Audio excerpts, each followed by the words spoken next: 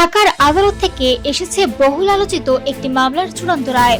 জাতীয় ক্রিকেট দলের সাবেক তারকা ক্রিকেটার নাসির হোসেন এবং তার স্ত্রী তামিমা সুলতানা তাম্মিকে অবশেষে বেকসুর খালাস দিয়েছেন আদালত।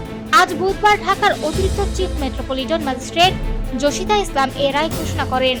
রায় ঘোষণার সময় আদালতে উপস্থিত ছিলেন নাসির ও তামিমা দুজনেই।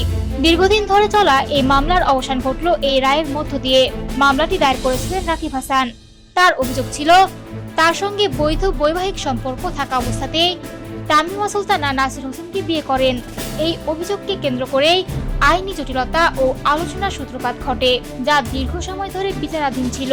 2021 সালের 14 ফেব্রুয়ারি রাজধানীর উত্তর এলাকার একটি রেস্তোরাঁয় নাসির ও তামিমার বিয়ের আনুষ্ঠানিকতা সম্পন্ন হয়। এরপর মাত্র 10 দিনের মাথায় 24 ফেব্রুয়ারি রাকিব হাসান আদালতে মামলা দায়ের করেন।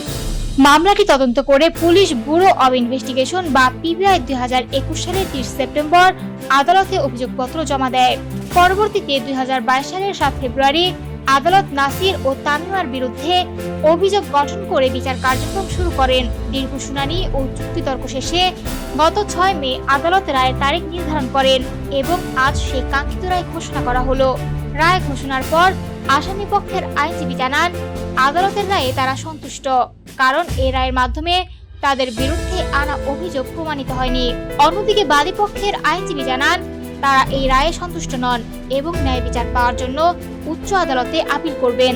এই রায়ের মাধ্যমে প্রায় 4 বছর ধরে চলা একটি আলোচিত মামলার আইনি অধ্যায় শেষ হলো, যদিও আপিলের মাধ্যমে বিষয়টি নতুন মোড় নিতে পারে বলে ধারণা করা হচ্ছে।